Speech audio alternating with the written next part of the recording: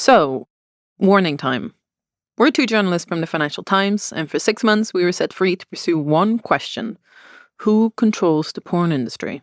There's some content that really won't be suitable for kids. And only when strictly necessary, we've used recordings of investment bankers in the wild. I want to take you back in time to 2012, to a winter evening in Las Vegas. The porn industry had convened for one of its flagship conferences. It's like Davos, but for porn. Models, computer geeks, moguls, they were all there, gathered together in a flashy music arena where Motley Crue had its presidency that year. It was the most packed I'd ever seen one of those keynote speeches. Everybody was sitting there talking like, I don't know what he's going to say. Or car crash, like type of thing. Like, we have to see this to see what happens. Sarah Jane Anderson sat in the hall, not waiting for a rock band, but for a speech. Sarah Jane had been working in the online adult world since the 90s. She was on the business and marketing side of things. It was a close-knit community. Sarah Jane talks about it like an eccentric family. But they were on hard times. Sitting beside her that night were a bunch of porn executives, all from big companies, all facing the same dilemma. What was the point of making new content when your content was being plundered? There's no way to stop. Because, so as much as I said content is king, the real king is traffic. And the tube sites had swallowed up all the traffic. More people were looking at online porn than ever, but they weren't paying for it. Profits had evaporated. It was beyond the panic stage. Producers were desperate. They watched their best movies get ripped and streamed online for free by a faceless enemy, the tube sites. But finally, at that conference, they would see their problem in the flesh. They were going to meet the man behind the biggest tube sites. And as the lights came up, everyone began to hum. They actually sang underneath their breath the Death March from Star Wars when he came out. Dun, dun, dun, dun, dun.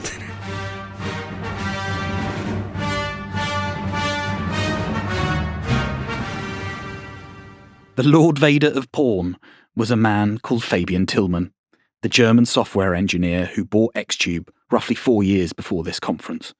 The one who started buying tube sites as a step towards adult industry domination. When he came on stage, he made an impression before saying a word. He's wearing a hoodie, very Zuckerberg, and then he sat on the table and crossed his legs. Pompous. I just remember my whole row just laughing at that, out of ridiculousness. It was his public debut. Baby-faced Fabian, at just 33, was basically there to introduce himself to an industry that he had conquered in just 4 years. I wanted to talk a bit about myself, since I know that many of you do not really know who I am, where I come from and such. And I thought it's better if people know more and should make it obvious that I'm not that evil person that so many people think I am. In my row, it was just like, okay then. Especially in the digital world, a lot of those people are faceless nicknames. So I think he got some credit for showing up and taking the heat a little bit, but I still think it was pretty much, haha, I own you. I'm Patricia Nilsson. He's Alex Barker. From Pushkin Industries and the Financial Times, this is Hot Money.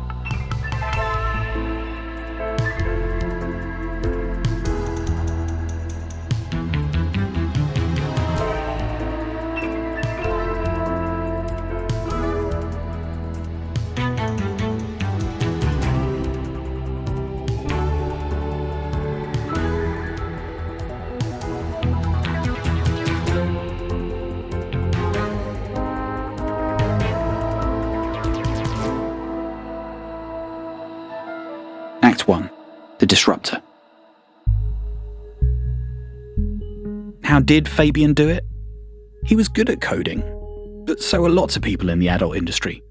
The thing that marked him out was money. He was good with money in a business that was starved of finance. He was the guy in the hoodie who convinced Wall Street to bankroll his vision to take control of the adult industry. The guy who managed to get even the most prestigious of banks and investors to buy in, to look away from the problems of what they saw as a sin industry, and raised more money than anyone thought possible. Fabian was like Mercury. Let me tell you what it was like trying to get an interview with him. He got in touch with me. Then he went dark. Then he said yes. Then he ghosted me. I watched on his social media feeds as he found love and traveled the world. I saw meerkats, Cambodian temples, speedboats. He even posted pics from a London art gallery on the same Saturday that I was there. I know, he didn't respond to me when I reached out. Then after more than a year of trying, he finally gave us a date.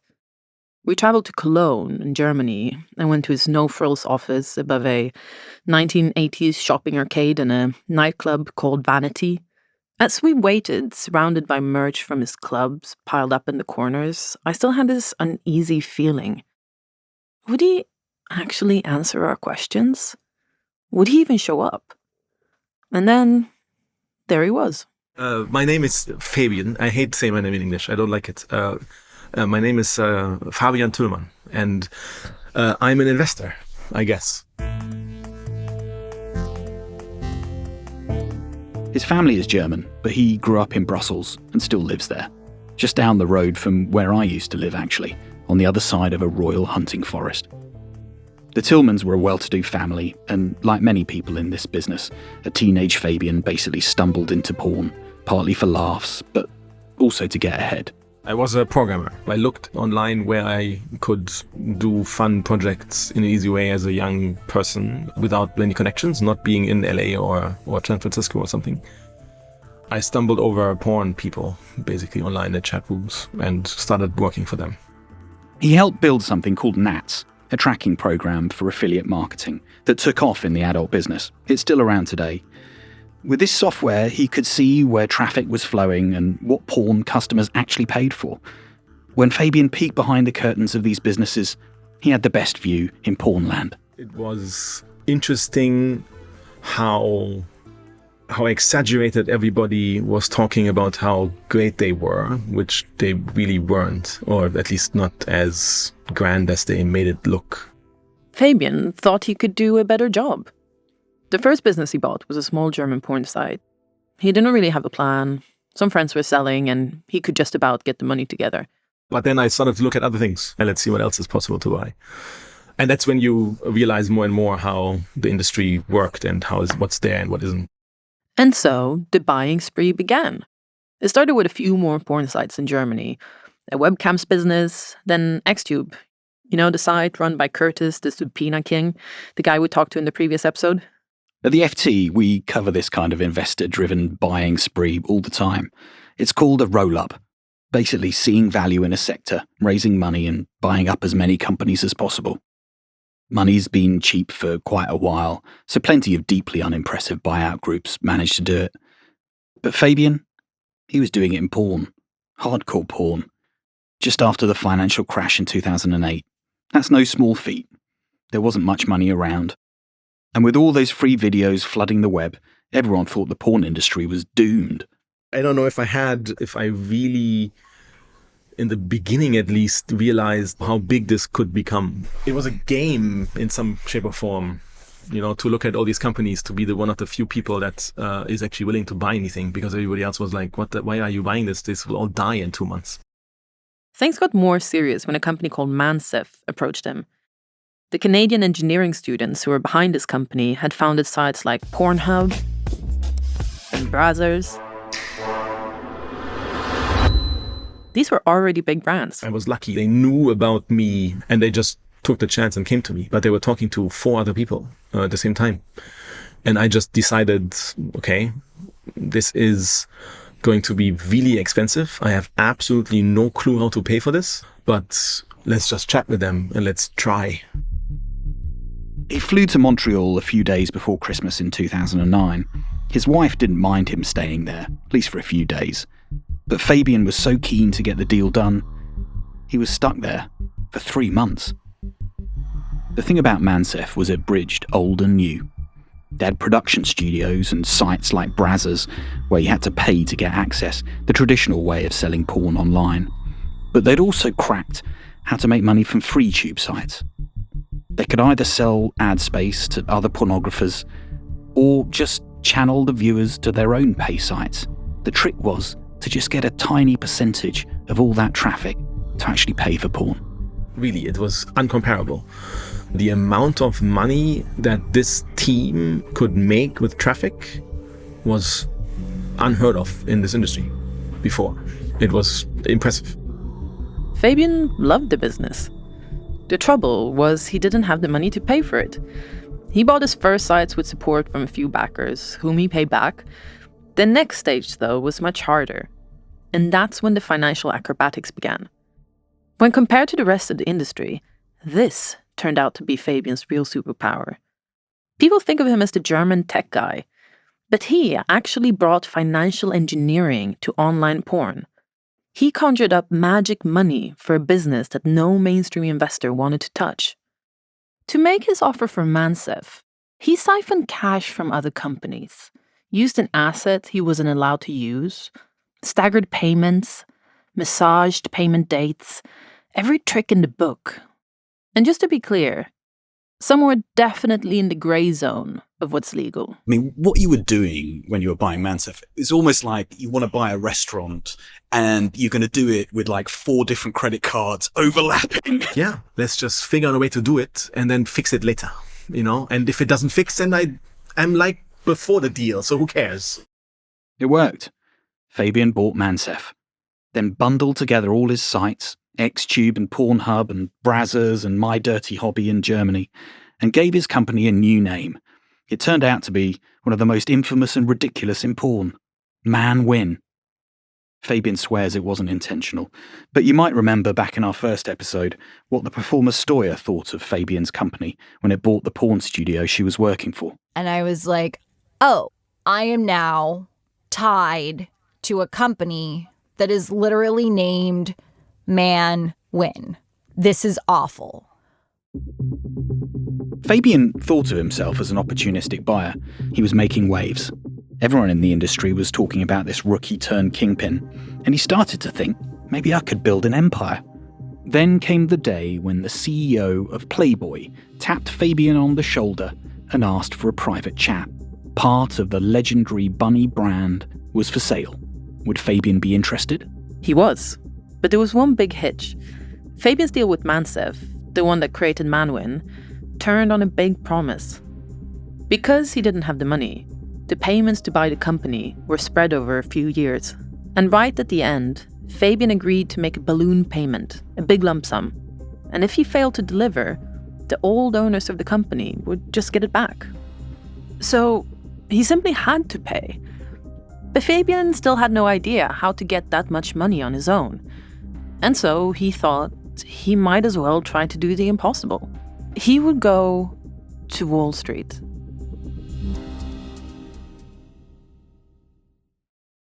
Act 2. The Money Game.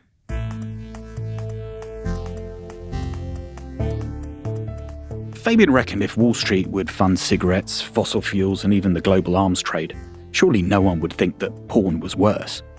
He went to one of his financial advisors, a group called Raymond Chabot Grant Thornton.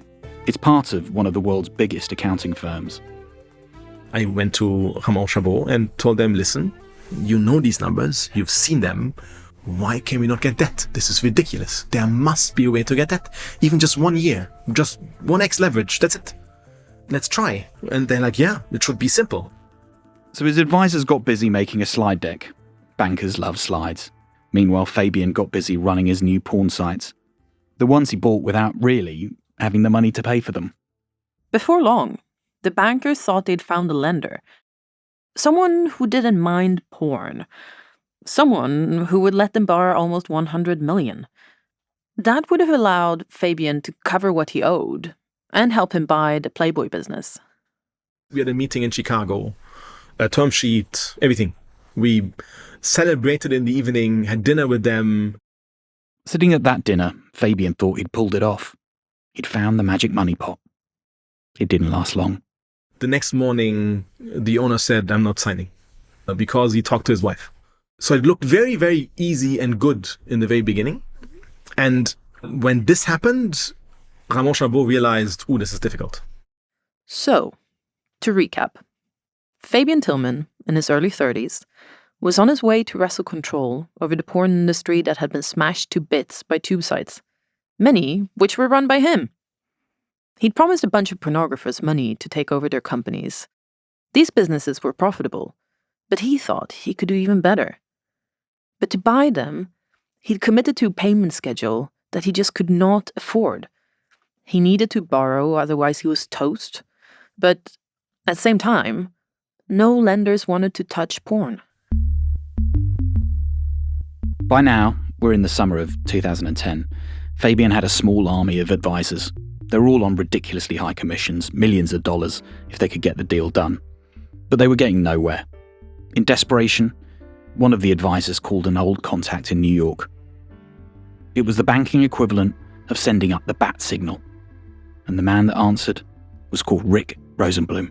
I'm a special situations investment banker, which is a mouthful, but it's a fancy way of saying I find capital for people, firms, ventures that don't fit in a typical box. I'm essentially a finance specialist for alternative investments and misfit toys of the capital world.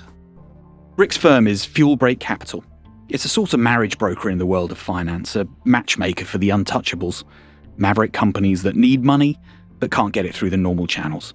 Maybe they're a so-called sin industry. Maybe they're a out-of-favor industry. Maybe they're what a lot of people call headline risk. Headline risk isn't a fancy financial term, by the way. It actually means the risk of an investor appearing in a newspaper headline. You see, finance people don't like bad headlines about their investments. And porn, it's made for bad headlines. For Rick, it was a lottery ticket assignment. The chances of success were low, but the potential rewards were huge. Something like this had never been done for porn. But Rick could see there was something about Fabian's business. Once I dug into it and realized how profitable it was, I mean, you can't take the content out, but if you just ignored the content, it was an incredibly profitable technology company. Let's just unpack what very profitable tech company means. A grocer might have a margin of about 2%. A real moneymaker can have something like 20%. Fabian's business had a margin of about 50%. For every $2 of revenue his porn sites generated, more than $1 was clean operating profit. Now that will get any investor's heart pounding. It's a home run. There's no bell curve for that. With Rick's experience in New York's world of alternative finance, he knew it tended to be easier to borrow large amounts of money, like 100 million. In this world, 5 or 10 million is just not worth people's time. And if you bring a business with a roughly 50% margin, that is likely to get a few ears to perk up. But for porn, Rick was starting to realize what Fabian had learned the hard way. On Wall Street, porn was dirtier than guns, cigarettes, and gambling. I knew it was complicated. I knew it wasn't going to be easy, but I knew that if I could find the capital, it would be highly profitable. I'm going to keep shaking trees, turning over rocks until I'm out. I probably went to 40 or 50 firms. I got my door slammed in my face almost every time. But then fate intervenes. It's another historic moment for the porn industry. And where else would it be but Las Vegas? It's always in Sin City. At a conference, Rick ran into a guy called Jason Kolodny, co-founder of a fledgling investment firm called Colbeck Capital. They hit it off. He asked me kind of the deals I did, and I told him, hey, I've got this great deal, but it's got a lot of hair on it. It's got a lot of noise around it. And, he said, tell me more. Kolodny, like his co-founder, was a former Goldman Sachs banker. Colbeck was interested. Tempted even, but very wary. This would be one of their first big deals, and they just weren't too keen on porn. Not sure about how well the industry was run, but mainly they just wanted to make sure that Fabian's company was financially sound. It took me probably 4 or 5 meetings to get them to really dig in. Jason Kolodny said to me, Rick, we tried to kill this deal so many times. But every time we did another layer of diligence, it checked out. In fact, it was probably, I'm paraphrasing here, but something like the cleanest, best run company we've ever diligenced. That's quite a statement, right? Yeah, it was. These guys came from Goldman Sachs and Morgan Stanley. It's a pretty strong statement. This wasn't their first barbecue. Eventually, Colbeck said yes. Like all of Wall Street, they knew bankrolling a hardcore porn company was dangerous. But it was such a sound bet, they couldn't resist. They agreed to underwrite the deal and help raise the money. And here's why they couldn't resist. When all the loan costs were blended together, the annual interest rate was more than 20%. Remember, Fabian's company wasn't that big. In an era of cheap money, this was breathtakingly expensive. But somehow, it made sense to Fabian. Nobody lends to porn companies. So if you manage to raise serious money, you take it. In porn land, even a man paying 20% interest can become king. You're looking at, what, a quarter of the company's revenue going out of the door in interest payments on the debt, right? Roughly. Once again, it's the money that enabled them to build the empire. You're the largest player by a long shot. You dictate a lot of what goes on in your industry. The porn industry had been broken by tube sites, and Fabian had just raised the money to assemble the giant conglomerate that would dominate global porn.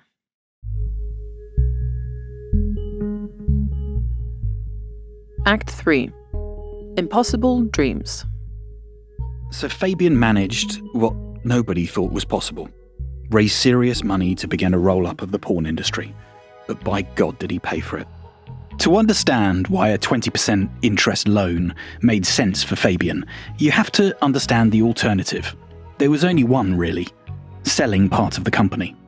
Fabian would have to give up control and share the profits. Paying 20% interest? It was worth it just to avoid that.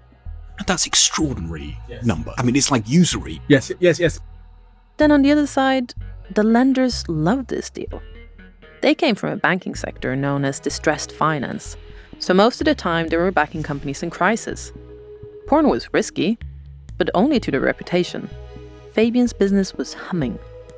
So they could use the same rates they would use for a distressed asset. For us, it was great. Much safer, right? Same rate, but safer cash flow. Perfect. They loved it.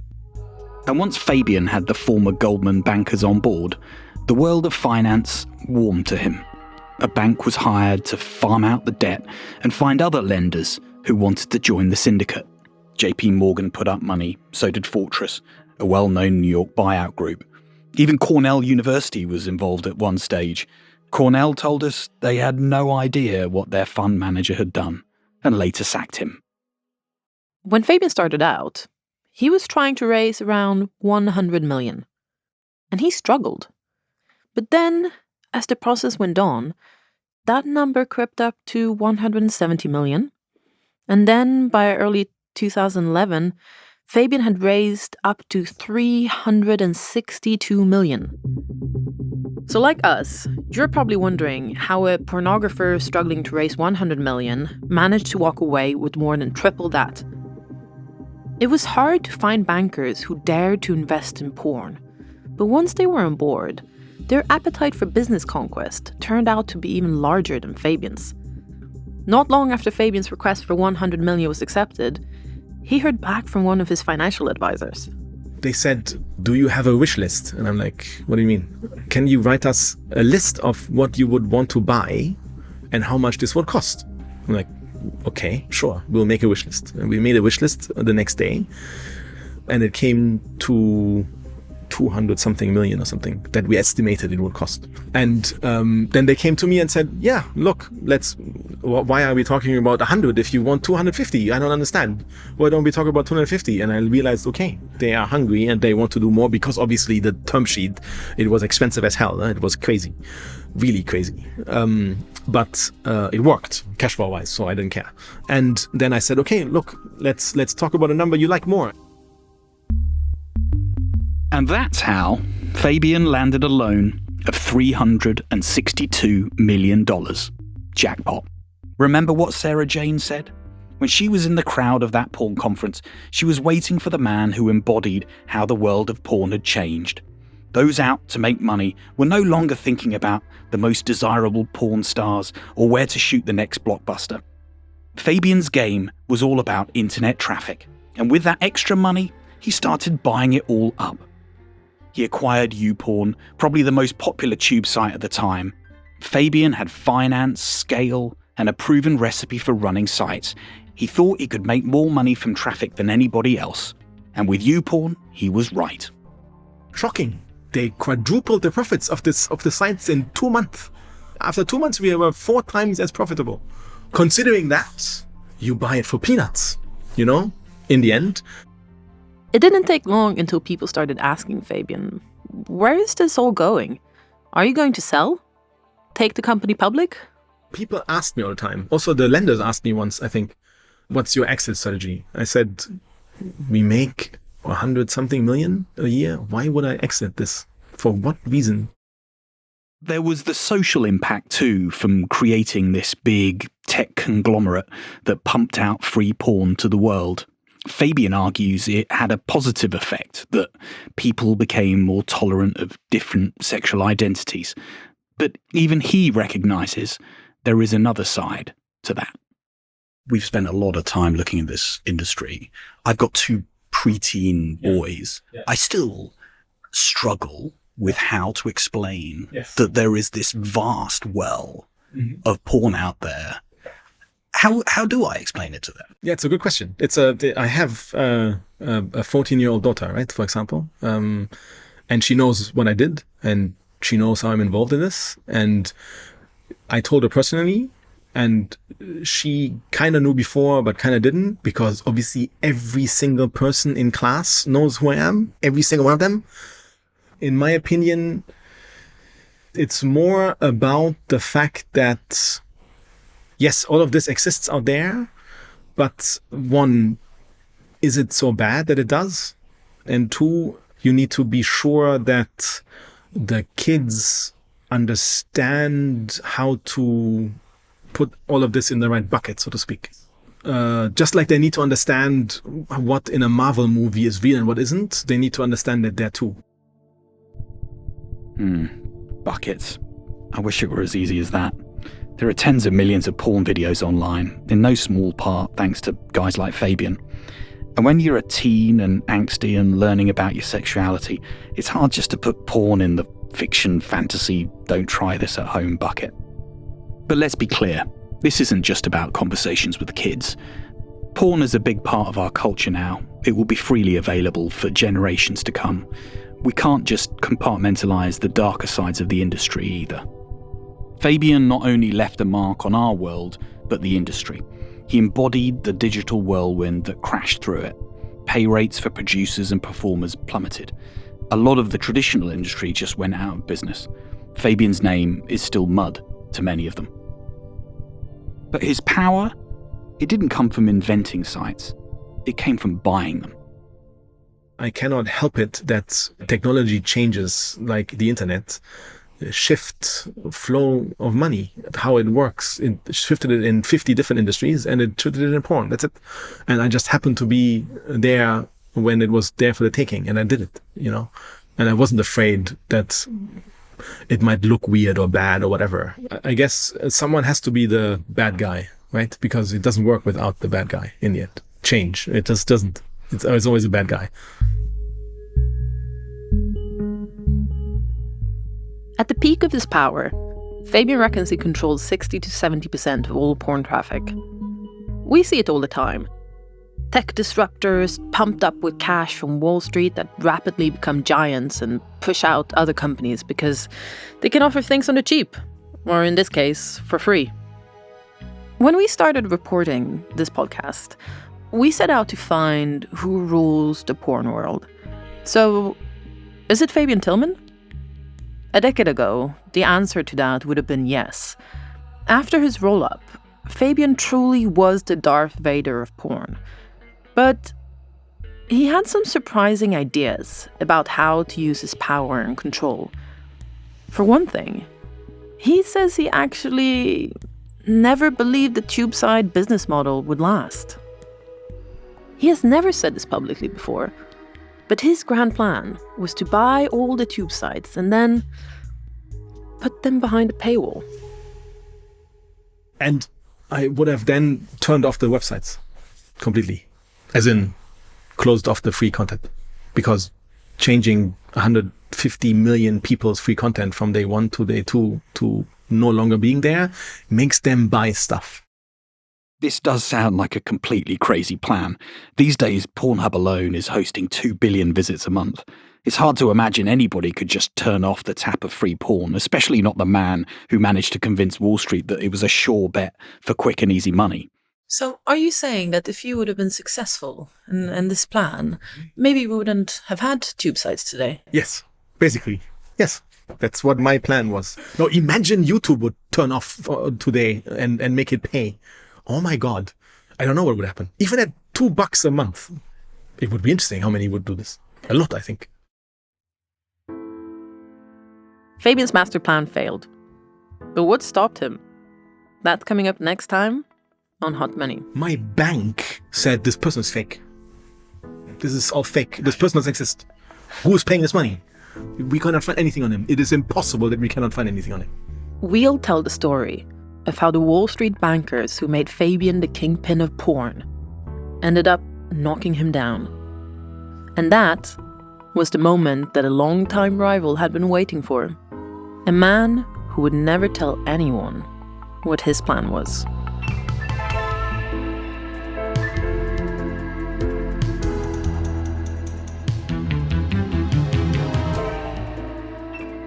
Hot Money is a production of the Financial Times and Pushkin Industries. It was written and reported by me, Patricia Nilsson. And me, Alex Barker.